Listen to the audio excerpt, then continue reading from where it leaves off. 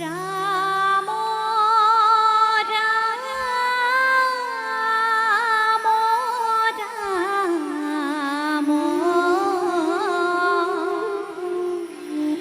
ৰাম ৰাম ৰাম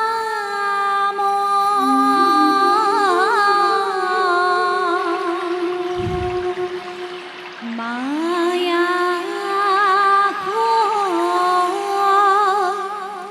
জামাজে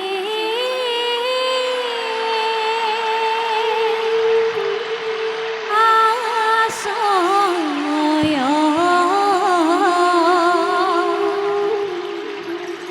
ঘুমতি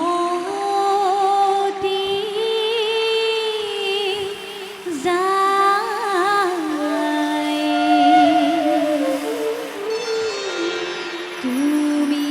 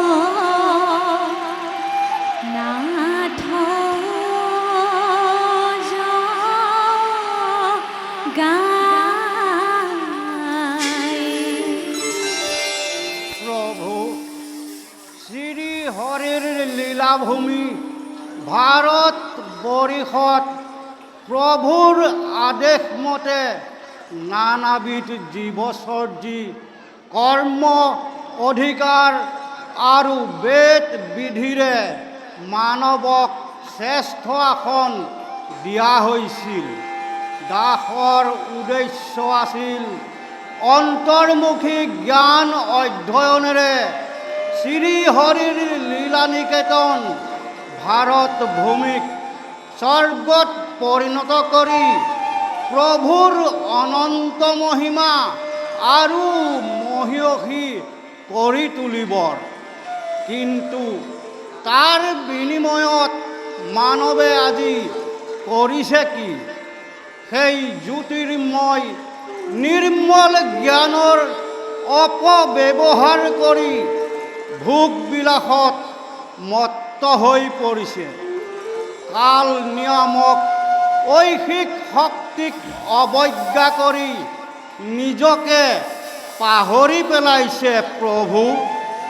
সিটো দুখ তোমাৰেই ব্ৰহ্মা। নিজে গঢ়া পৃথিৱীত যদি আজি তোমাৰ কল্পিত বাসনা বিপৰীতমুখী হয়, তেনে নিশ্চয় বুজিব লাগিব যে সৃষ্টিৰ পাতনিতে কোনো এক ত্ৰুটি থাকি গ'ল। সেই ত্ৰুটি আজি সংশোধন কৰিব লাগিব তুমি। কি কোৱা বসুন্ধৰা?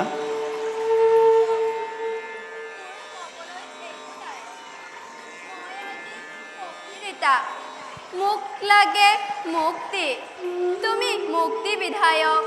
সেই হেতুকে তোমাৰ ওচৰত মুক্তি বিচাৰি আহিছোঁ। প্ৰভু, তুমিয়েই যেতিয়া জগতৰ স্বামী, এই সেৱকে কৰা অপৰাধৰ সকলো অপযশ তোমাতেই অৰ্পিত হ'ব। তাৰোপৰি সৃষ্টিকৰ্তা মই মোৰ ত্ৰুটি বিচ্যুতিৰ সকলো নিৰাময় কৰিব লাগিব তুমি। মই মাথো কৰ্তব্যৰ দাস আৰু স্বজনেই মোৰ কৰ্তব্য। মহাদেৱ সংসাৰৰ অধিকাৰী হ'লেও কাল অন্ত নহ'লে হেনো তেওঁ অপাৰক। বৰ্তমান বসুন্ধৰাৰ মুক্তিৰ বাবে সংসাৰ একান্ত আৱশ্যক হৈ পৰিছে প্ৰভু।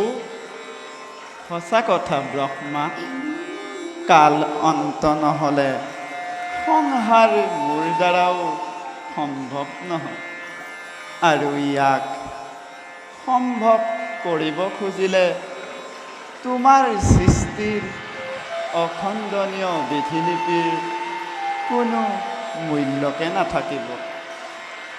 তেনেহ'লে প্ৰভু উপায়? অৱশ্যে ইয়াৰো উপায় উদ্ভাৱন কৰিব লাগিব।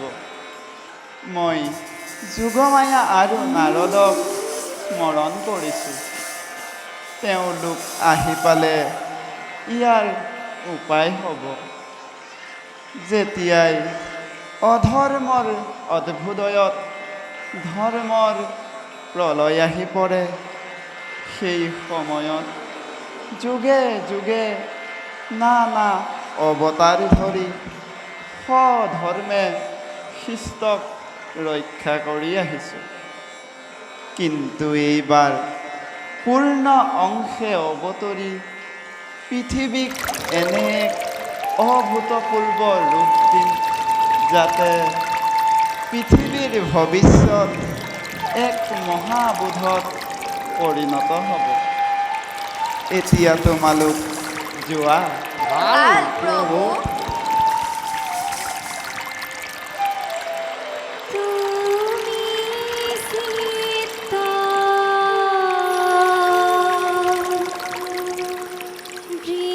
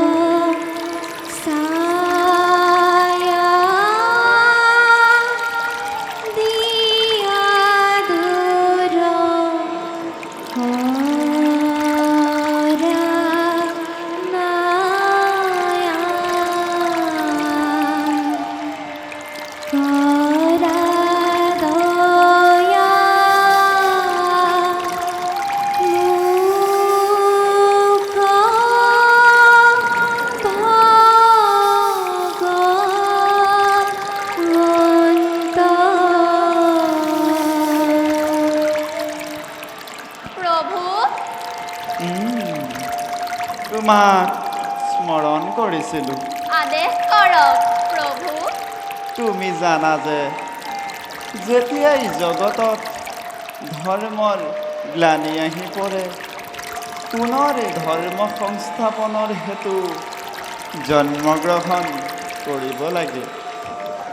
এনেকৈ পূৰ্বে সপ্তবাৰ অৱতৰি পৃথিৱীৰ ভাৰ হৰণ কৰিলে। কিন্তু এইবাৰ ভাৰত ভূমিত এনে ব্যভিচাৰ অত্যাচাৰ চলিছে যে ধৰিত্ৰী দেৱীয়েও স্থিৰেৰে থাকিব নোৱাৰি সঘনে কঁপি উঠিছে। ধৰ্ম, কৰ্ম, সত্য, শৌচ, দয়া, ক্ষমা ধৰণীত লুপ্তপ্ৰায়। স্বাৰ্থিক নৰে বেদ বিধি বিসৰ্জন দি একোজন স্বতন্ত্ৰ নায়ক হৈ উঠিছে আৰু পৰৰ সত্তা অধিকাৰ কৰি স্বেচ্ছাচাৰীভাৱে ভাৰত ভূমিৰ প্ৰজাতন্ত্ৰ মষিমূৰ কৰি পেলাইছে। এই সন্ধিক্ষণত তুমি পুনৰ ধৰ্ম সংস্থাপনৰ হেতু অৱতীৰ্ণ হ'ব লাগিব। অকল ময়ে কিয়, সৌৰজগতৰ অমৰসকলেও যথাযথভাৱে ভাৰতত জন্মগ্ৰহণ কৰি মোৰ সহায় হ'ব লাগিব। মোৰ কৰ্তব্য কি হ'ব প্ৰভু? তোমাৰ কৰ্তব্য গুৰুতৰ। সম্প্ৰতি তুমি গোকুলৰ যশোদা দেৱীৰ গৰ্ভত অৱতীৰ্ণ হোৱাগৈ। প্ৰভু, দাসীৰ কি এনে অপৰাধ যে পৃথিৱীত নৰজনীপ্ৰাপ্ত হ'ব লগা হ'ল? এনে ভীষণ শাস্তিৰ ব্যৱস্থা কিয় প্ৰভু? ভদ্ৰে, তুমি মই সকলো কৰ্তব্যৰ দাস। তুমি কিয়, ময়ো দৈৱকী দেৱীৰ গৰ্ভত জন্মগ্ৰহণ কৰিম। ইয়াৰ তাৎপৰ্য কি প্ৰভু? শুনা তেন্তে ইয়াৰ ৰহস্যাবৃত তত্ত্ব দেৱৰো অবৈধ। কেৱল তোমাক বুজাবৰ কাৰণে ব্যক্ত কৰিব লগাত পৰিছোঁ। দেহ নশ্বৰ, আত্মা অবিনশ্বৰ। কৰ্মফল আৰু বাঞ্ছা অনুসৰি আত্মাই ভিন্ন ভিন্ন সময়ত দেহপ্ৰাপ্ত হয়। প্ৰভু, মইতো এনে বাঞ্ছা কৰা নাছিলোঁ যে। উতলা নহবা দেৱী, লোকৰ বাঞ্ছা পূৰ্ণ কৰাওতো তোমাৰ কৰ্তব্য। অনন্তই চিৰদিন মোৰ সেৱা কৰি আহিছে। ত্ৰেতা যুগত লক্ষ্মণ ৰূপে অৱতৰি ভাতৃত্বৰ যি আদৰ্শ জগতত দেখুৱালে, সি চিৰদিন সোণালী আখৰেৰে পৃথিৱীৰ ইতিহাসত অংকিত হৈ থাকিব। এইবাৰ মোৰ অগ্ৰজৰূপে দৈৱকীৰ গৰ্ভত স্থিতি হ'ব। কিন্তু তুমি মায়াৰ প্ৰভাৱেৰে সেই ভ্ৰূণ হৰণ কৰি গোকুলৰ ৰোহিণীৰ গৰ্ভত স্থাপন কৰিব লাগিব। দৈৱকীৰ গৰ্ভজাত সপ্তম সন্তান যেনে তেনে ৰক্ষা কৰিবই লাগিব। ৰোহিণী দেৱী গৰ্ভত কিয় প্ৰভু? ইয়াৰো বিশেষ তাৎপৰ্য আছে। দৈৱকীৰ গৰ্ভাশ্ৰিত পুত্ৰ সেইকাৰণেই ৰোহিণীৰ গৰ্ভত স্থাপন কৰিব লাগে। ময়ো দৈৱকীৰ গৰ্ভত জন্মগ্ৰহণ কৰিম। ঠিক সেই মুহূৰ্ততে তুমিও গোকুলৰ নন্দৰ গৃহত জন্মগ্ৰহণ কৰিবা। বসুদেৱে মোক লৈ গৈ যশোদাৰ কোলাত তুলি দি তোমাক লৈ আহিব আৰু দৈৱকীৰ কোলাত তুলি দিবহি। তাৰ পিছৰ কৰ্তব্য তোমাৰ নিজেই কৰিবা। ভাল প্ৰভু।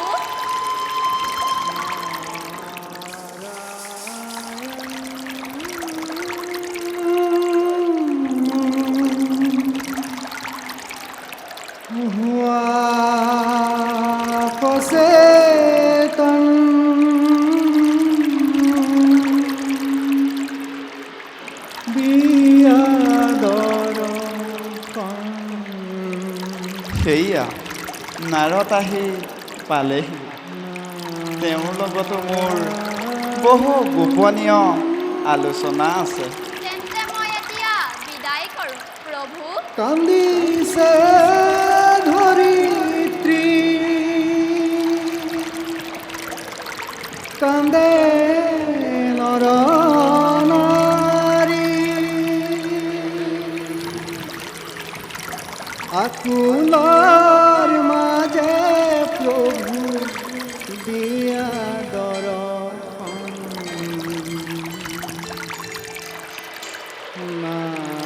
নাৰায়ণ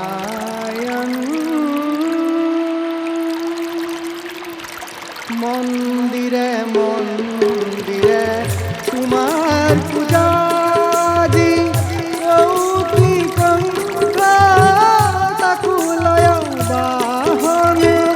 ওহে চিৰ সুন্দৰ, ওহে চিৰ জাগ্ৰত, শ্ৰীকৃষ্ণ মোৰ আৰু দিয়া দৰ্শন। নাৰায়ণ মন্দিৰে মন্দিৰে তোমাৰ পূজা দি, কৌতি কংকা তাকো লয় বাহন। ওহে চিৰ সুন্দৰ, ওহে চিৰ জাগ্ৰত, শ্ৰীকৃষ্ণ মোৰ আৰু দিয়া দৰ্শন। নাৰায়ণ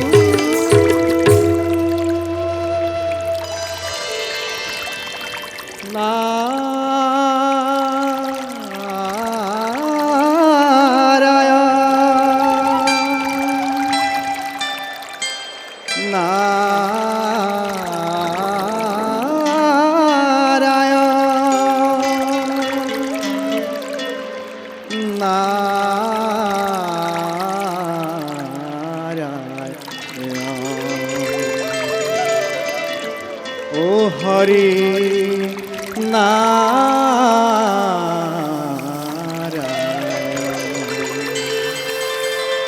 নাৰায়ণ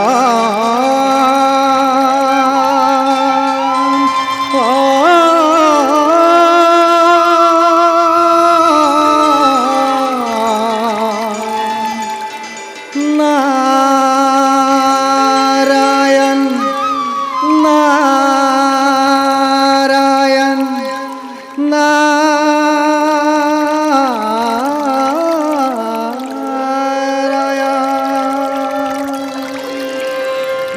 নাৰায়ণ নাৰায়ণ নাৰায়ণ নাৰায়ণ। উপযুক্ত সময়তে পালাহি নাৰদ। যোগমায়াৰ দ্বাৰা বহুতো কাম সমাধা হৈ যাব। মহাভাৰতৰ এই সূচনা। বাকী কাম তোমাৰ দ্বাৰা হ'ব লাগিব। পৃথিৱীত কংসই যি মহাভাৰৰ সৃষ্টি কৰিছে, সেই ভাৰ হৰণৰ হেতু তুমি নিজেও এবাৰ পৃথিৱীলৈ যাব লাগিব। মনত ৰাখিবা, মই যন্ত্ৰী আৰু তুমি যন্ত্ৰ। একো বুজিব নোৱাৰিলোঁ প্ৰভু, তথাপি হে লীলাময়, মই যন্ত্ৰই সঁচা। তোমাৰ ইচ্ছাই মোৰ ইচ্ছা। তোমাৰ এটি ক্ষুদ্ৰ ইংগিতত মই বিশ্ব ব্ৰহ্মাণ্ডত বিচৰণ কৰোঁ। মোক এবাৰ বুজাই কওকচোন দয়াময়। এইমাত্ৰ সংবাদ পালোঁ যে পৃথিৱীত পুনৰ ধৰ্ম বিপৰ্যয় ঘটি উঠিছে। সেইবাবে তুমি নিজেও এবাৰ তালৈ যাব লাগিব। অকল মই কিয় প্ৰভু? যদা যদা হি ধৰ্মস্য গ্লানি ভৱতি ভাৰত, অভ্যুত্থানম অধৰ্মস্য তদাত্মানম সৃজাম্যহম। পৰিত্ৰাণায় সাধুনম বিনাশায় চ দুষ্কৃতম, ধৰ্ম সংস্থাপনাৰ্থায় সম্ভবামি যুগে যুগে। মইতো যাব লাগিবই। তাৰ বাহিৰেও ইন্দ্ৰাদি ৩৩ কোটি দেৱতাই নিজ নিজ অংশে ভাৰতত জন্ম ধাৰণ কৰি মোৰ সহায় হ'ব লাগিব।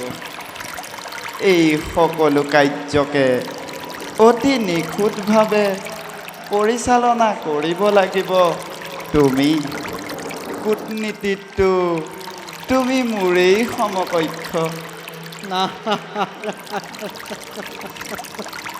সেইটো মাথো প্ৰভুৰ আশীৰ্বাদ। প্ৰভুৰ আশীৰ্বাদ হ'লে প্ৰভুৰ ইচ্ছামতে ইন্দ্ৰাদি ৩৩ কোটি দেৱতাসকলক অতি সহজেই প্ৰভুৰ কাৰ্যত ব্ৰতী কৰিব পাৰিম বুলি মোৰ বিশ্বাস। শুনি সন্তোষ পালোঁ। এতিয়া মই এবাৰ হৰগৌৰীক এই বিষয়ে পৰামৰ্শ কৰিবলৈ মাতিছোঁ। এইবাৰ পৃথিৱীত ৰাজনীতি ধৰ্মনীতি প্ৰতিষ্ঠা কৰোঁতে এনে কূটনীতিৰ আৱশ্যক হ'ব যে ভোলানাথৰ নিচিনা সৰল লোকে মোক সম্পূৰ্ণ বিপৰীত ভাৱ কৰিব। সেইবাবে তেওঁলোক উভয়কে মোৰ উদ্দেশ্য বুজাই দিয়া উচিত। লীলাময়, তোমাৰ অনন্ত লীলা, তোমাৰ অনেক লীলা দেখিছোঁ। এইবাৰ ধৰাধামততো তুমি কেনে লীলা কৰা তাক চাই এই নাৰদৰ নয়ন সাৰ্থক কৰিম। সন্তকাৰং